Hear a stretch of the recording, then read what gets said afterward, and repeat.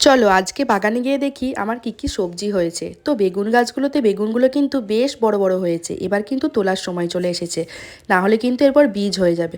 তো সেই জন্য প্রথমেই বেগুন তুলে নিলাম, দুটো বেগুন তুলবো, কারণ অনেক কটাই বেগুন হয়েছে, প্রত্যেকটা গাছেই দুটো করে বেগুন হয়েছে।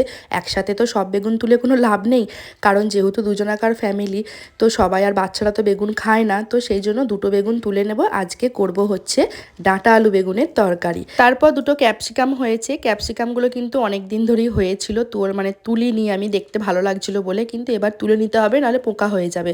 বেশি খুব একটা বড় হয়নি, তবে হয়েছে। আর টমেটো তুলে নেবো, কারণ কাঁচা টমেটো তরকারিতে খেতে কিন্তু বেশ ভালো লাগে। দেখো এই দেখো, এখানেও দেখো দুটো বেগুন গাছ আছে, এখানেও কিন্তু বেগুন ধরা শুরু করে দিয়েছে। গাছগুলো কিন্তু খুবই ছোট্ট ছোট্ট, আর এই লম্বা কালো বেগুনগুলো কিন্তু পরিমাণে দেখেছি গাছে কিন্তু অনেক হয়। এই যে এইগুলো আমি আজকে তুলেছি আমার বাগান থেকে।